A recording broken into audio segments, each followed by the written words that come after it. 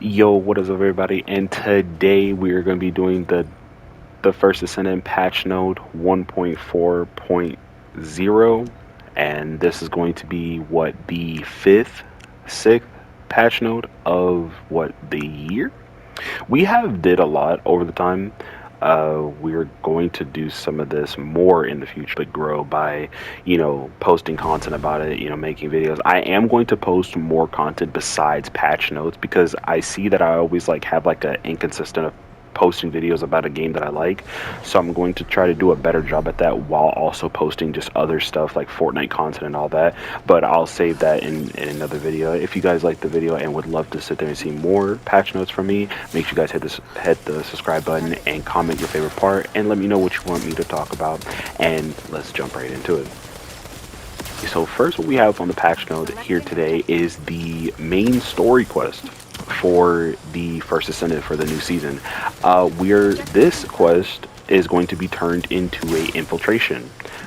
This quest is called the Season 4 Episode 1 main quest, and it also said that it features the final showdown between the Descendant Corp and Corel, with the fate of Ingress on the line has been added. I'll put a little picture on what the actual picture looks like in the main menu because it is amazing.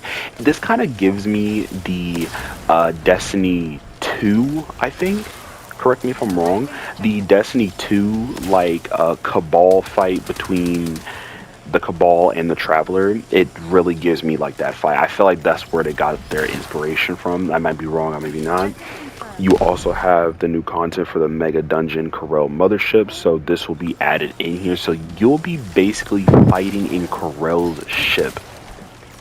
Yes, you'll be fighting in Corel's ship as a Descendant. Is great. I've been waiting for this moment my entire time I've been playing the Versus Descendant. I've been waiting for this moment this entire time.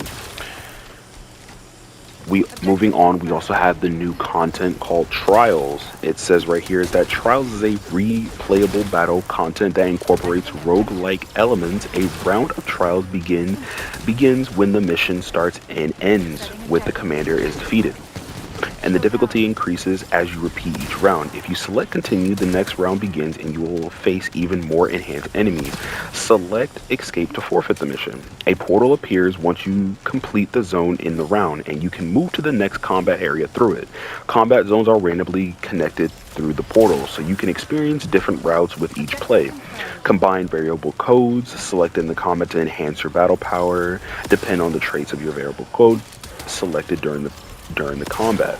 So basically think of this like Risk of Rain. Yeah, think of this like Risk of Rain. You'll go through waves of enemies, then you'll go through this portal, fight more enhanced enemies or more advanced enemies and stuff like that. So just basically as you're playing this, just like they said, think of it like a roguelite. Not a roguelike, a roguelite, to, confirm that. As you play through this, I'd say that make sure that your characters obviously are built, but also make sure that your characters are one with mobbing potential and bossing potential. I know that nowadays that some characters in certain modules aren't meeting up to certain standards for certain people.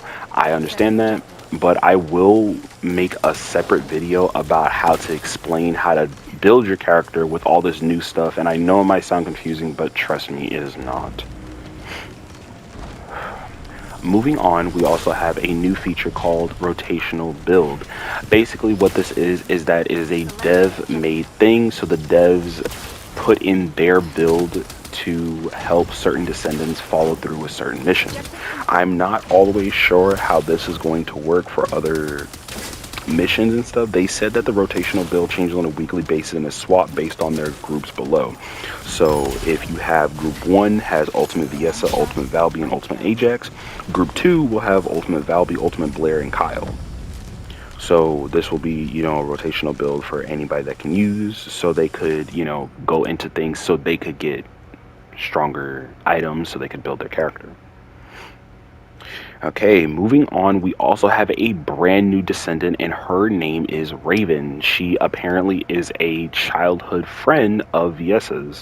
What she has is a lot. Like she has a full on kit, and I think it's freaking amazing. Like I'll put a picture up of what she looks like. You'll see her in the thumbnail for what it is. I could not get any. Unfortunately, I could not get any gameplay of her, so you'll kind of just see that in the future because the season just started, and because they have downtime, so I couldn't get it.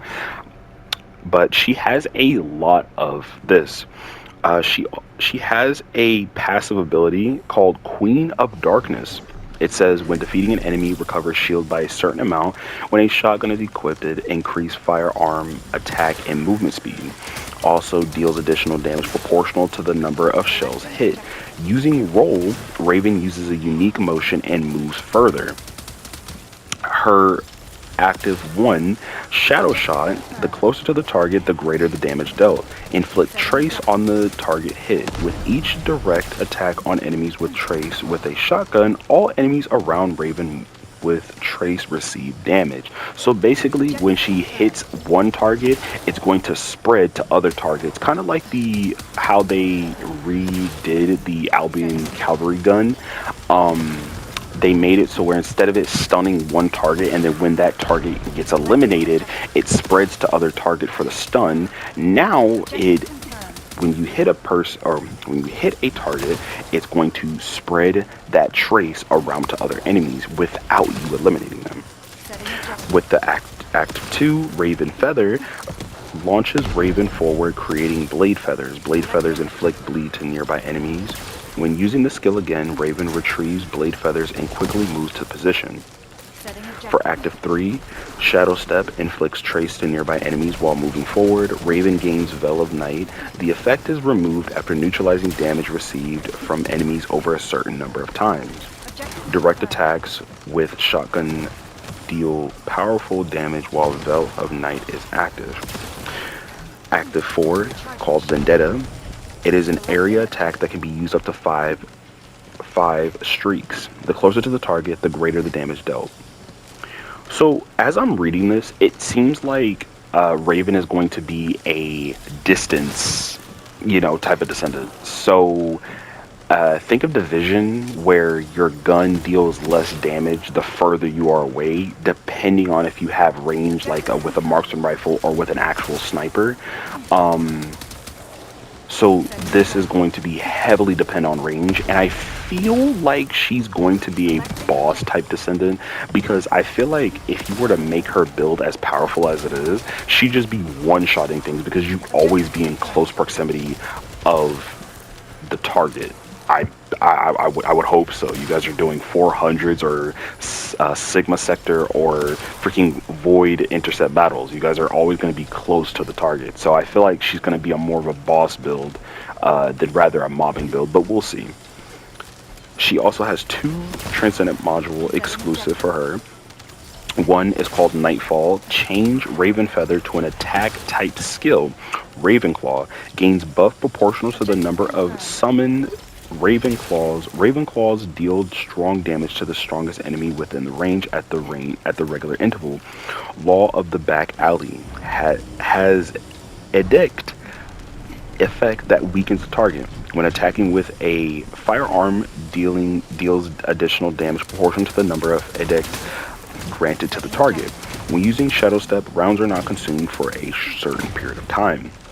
It says you can earn the exclusive Transcendent modules from the Sigma Sector or anywhere else, or the Transcendent module boxes, or combining modules. In my opinion, I think saving up modules and then combining them is an easier way nowadays to get your modules quick, fast, and easy. Because I did that with Serena's new modules from the last patch notes, so just keep that in mind. Don't freaking go waste your time grinding those Transcendent modules. Just go combine them. It would be easier. Moving on, we also have new equipment, and they're called Transcendent weapons. These are the highest tier guns in the game or gear in the game, they have quality ranges and the amount of quality that it drops at. I'll put a picture on the screen right here so you guys can look at it. You can basically earn these transcendent weapons anywhere. The drop rate is very low, but you can earn them anywhere. So think of them like exotics in raids. Yeah, they're basically raid weapons. I know it kind of sounds dumb, but at the same time, the community was talking about guns falling behind. So, I mean, hey, you got transcendent weapons. Moving on, we also have new trigger modules. Perfect positioning. When using roll, grapple hook, or redeployment type skill, gains maneuver stacks. When using a redeployment type skill while maneuver is at max stats, gain perfect positioning. Increases max shield and skill power for the duration, no bullet consumption. The second one is called Aesthetics of Violation. During dealing damage to a Colossus commander or tyrant with a clash type skill, inflicts Brand of the Weak. When attacking an enemy inflicted with Brand of the Weak with neutralizing skill, activates the following effect. Returns a certain amount of longest cooldown, increases skill power for the duration, and that's about it. You can get these in the new content that they have that I told you before. Moving on, we also have some Descendant rebalancing slash improvement. The first one that they did was rescuing DB no allied now grants buff. Basically just the revive speed, that's what the name is for the revive when a player is down. For the rescuing or rescuer, gains overshield for 10 seconds when rescue begins. Gained amount is equal to the max health, max HP plus max shield times 50%. Gained at least 1,000 and cooldown is 12 seconds. And the other one is called Specific Crowd Control Immunity. Immunity to knockdown, knockback, frostbite, and stun. And it says if the rescue is successful or rescuer slash squad, movement speed is increased by 50% and incoming damage negative 10% for 10 seconds. Also gained an overshield for 10 seconds. Gained amount is equal up to the max HP plus max shield times 10%. They also did, for the second one, they also did Kyle, which they increased certain things. They increased his repulsion dash. I'll put that on the screen right there so you can see it. And they also increased his bulwark, his magnetic bulwark. I'll put that on the screen for you to read it. His magnetic spurt, his superconductive thruster, his diamagnetic bulwark for his transcendent module. They kind of lowered down his knockback skill power, but I'll let you look at that yourself. For everything else, it's basically the same. For Keelan, they increased his void corrosion by a lot and also increased his additional skill power damage.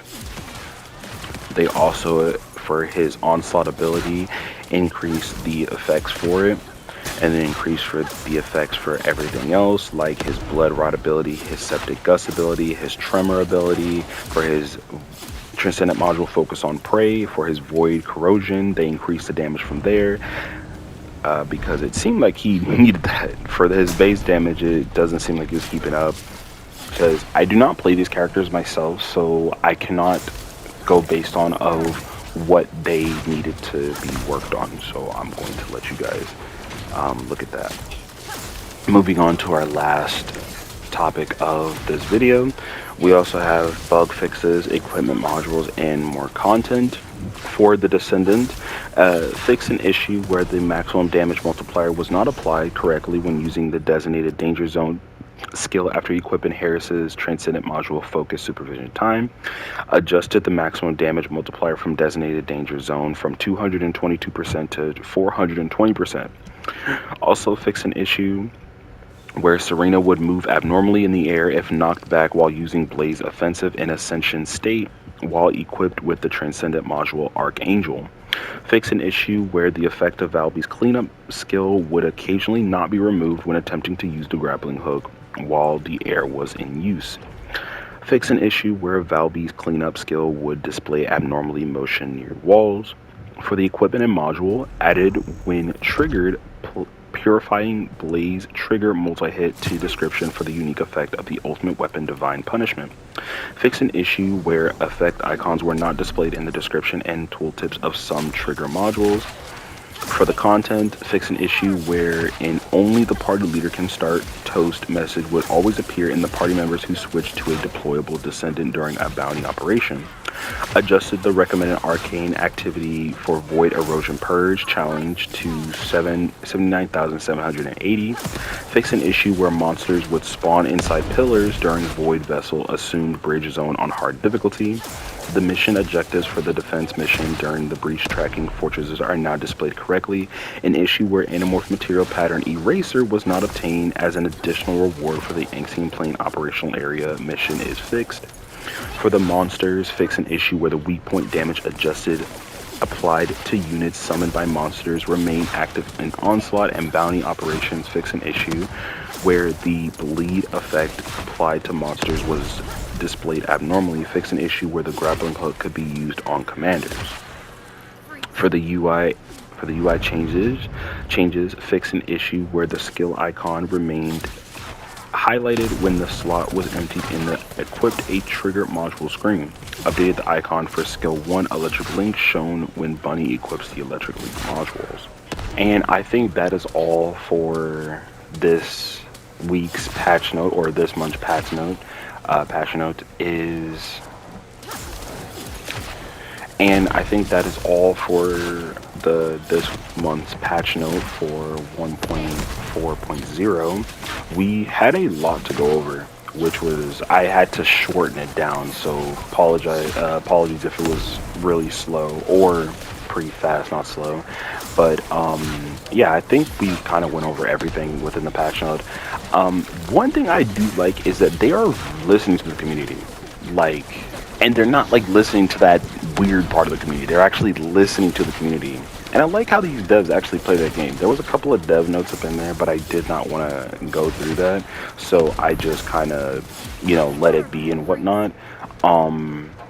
My opinion, I'm not going to give my full opinion, but given the fact how we are able to, yes, stream on YouTube after months of verifying, it literally took like 3 months. So you better be grateful.